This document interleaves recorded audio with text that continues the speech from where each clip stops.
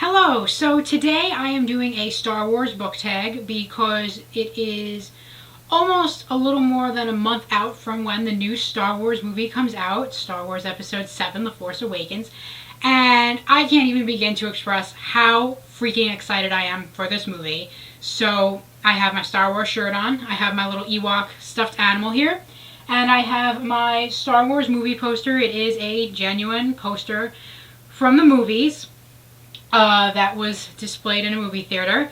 So I got this, and I'm going to do a tag for Star Wars because I'm really excited, and Star Wars is one of my favorite movie series in pretty much the whole entire world, and we're just going to do it. So to kick off this tag, the first part of it is George Lucas. George Lucas is the one who wrote and directed the original movies, and this tag is about an author that you love their work, but you hate the author. And this comes from the fact that George Lucas in recent years has remastered and redone the movies and has changed several significant parts of them. And I'm talking about episodes 4, 5, 6, where certain characters are doing things that they didn't do in the original movies that when they first came out. And like, for example, Jabba the Hutt never used to walk.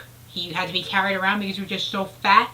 But in the new remastered and redone movies, he moves around on his own, and it's just not how it works. So this, like I said, this is an author that you like their work, but you don't like the author. And I'm going to get a lot of hate for this, but that's going to be Cassandra Clare. And I loved the Immortal Instruments series. I love the first 3 books of the Mortal Instruments series, and it's odd how this kind of mirrors what happened with Star Wars. I love episodes 4, 5, 6, which are considered to be the first episodes, and I hated episodes 1, 2, 3, which were the ones that more recently came out. And I like the first 3 books of the Mortal Instruments, and I hate 4, 5, and 6 for my own reasons that I'm not going to get into here. And that's why I dislike Cassandra Clare, because to me she kind of ruined a series that worked well for the first 3 books and really didn't need the next 3 in my opinion. So, sorry, don't really like her all that much. The next part of this tag is Darth Vader, and that is for a twist in a book or a book series that you didn't see coming and that completely changed your view of the relationship between some characters. And for this one, oddly enough, I'm going with City of Bones by Cassandra Clare. And I'm not going to say which 2 characters it's between because of spoilers and whatever. I literally said when this twist happened that she Star Wars'd my OTP. So I think it's really appropriate that I bring in this book into the Star Wars tag, considering that's what it immediately made me think of, that she Star Wars'd an OTP for me, because that's what Star Wars did initially, and then it kind of works itself out. But City of Bones, Cassandra Clare, you're equivalent to Darth Vader. The next part of the tag is Yoda, and that is for an unexpectedly great character. When Yoda first appears, he's kind of this weird green little toady creature, and everyone's like, what is this? He's not cool at all. He's so lame and weird and whatever. But then he's like the greatest user of the Force ever, and he teaches Luke everything he needs to know. So for this character, I picked Neville Longbottom from the whole Harry Potter series, and I chose Neville because Neville's kind of this weird little dorky kid who's always getting reamed out and hated on and throughout the entire Harry Potter series. But at the end, or maybe like even the last 2 or 3 books, he's this great character, and he just kind of grew into what you always knew he could be, kind of like Yoda, or he grew into the great character that you hoped he could be or wished he could be, and that's what Yoda was like. The next character is Han Solo, and this is a character that is a swashbuckling, kind of humorous man's man hero. And for that I went with Captain Thorn in Crest, and one of the main reasons why I chose him, other than the obvious that he's just cool and humorous and he's a swashbuckling pirate type guy, is that while I was reading about him, I thought to myself that Marissa Meyer must have used Han Solo for some of her inspiration for him, because they just seemed like they went well together. So Captain Thorne, you are my Han Solo in the Lunar Chronicles world.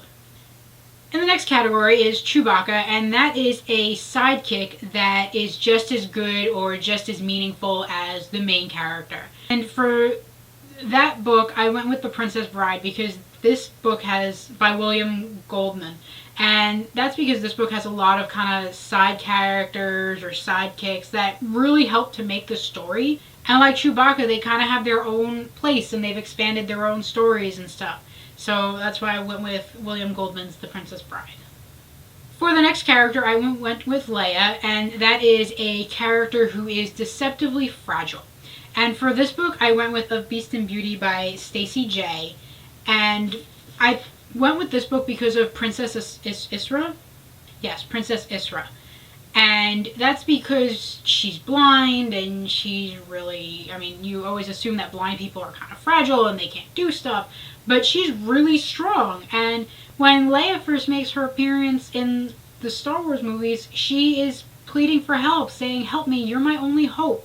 And she turns out to be rather strong and independent and resilient in her own right, and that's what kind of happens with Princess Isra. The next character is Luke, and that is a zero to hero character. And I chose this because Luke, when he first appears, is a farm boy. He's kind of a loser, and he turns out to be one of the greatest Jedi who have ever lived.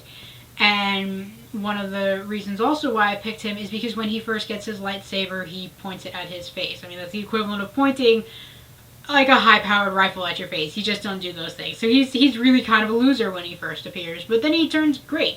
And I chose Pendragon by DJ McHale for this because the main character in this, Bobby, is kind of the same way. He's a loser and he's got these powers and he really doesn't know how to control them, and he doesn't really use them the way that he's supposed to in the beginning. But then he goes on to be great, and he goes on to be one of the greatest travelers ever. So that's why I went with Bobby in the Pendragon series. The next one is Obi-Wan Kenobi, and this is supposed to be a character death that killed you. And if you haven't seen the Star Wars movies 4, 5, 6, this will be a spoiler for you. So if you haven't seen those, please skip over this next part. But for this character, I chose the book Allegiant.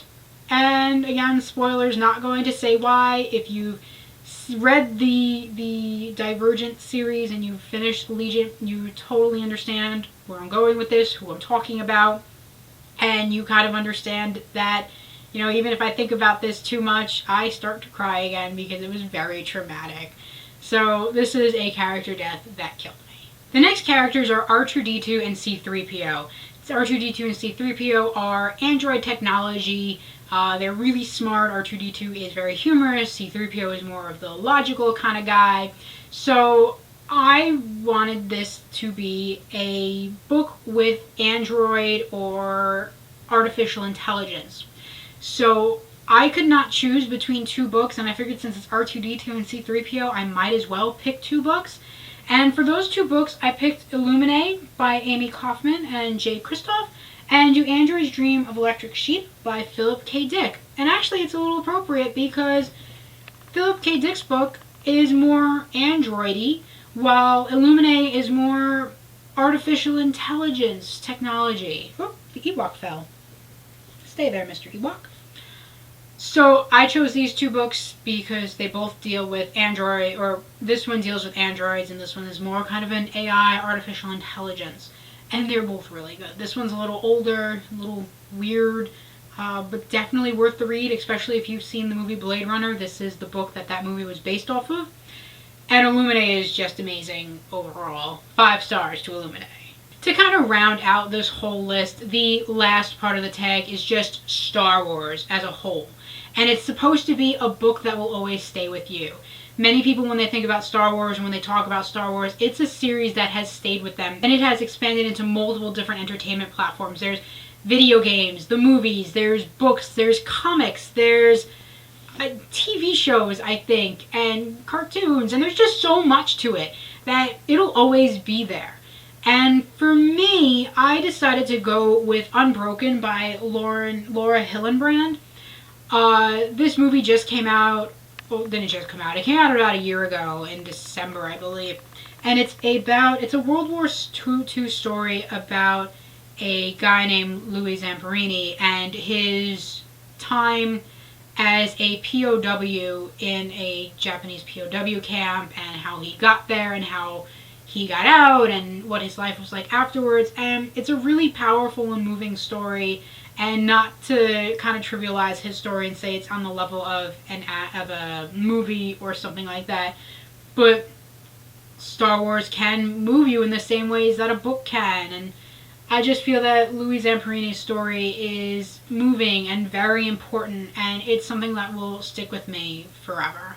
So that is the end of the Star Wars book tag. I am just going to tag anyone who watches this video, anyone and everyone. If you feel like doing it, go ahead and do the Star Wars book tag, because Star Wars is coming out soon, and I don't know if you're as excited for it as I am, but you might as well do the Star Wars book tag because it's fun anyway. So may the Force be with all of you. Bye-bye!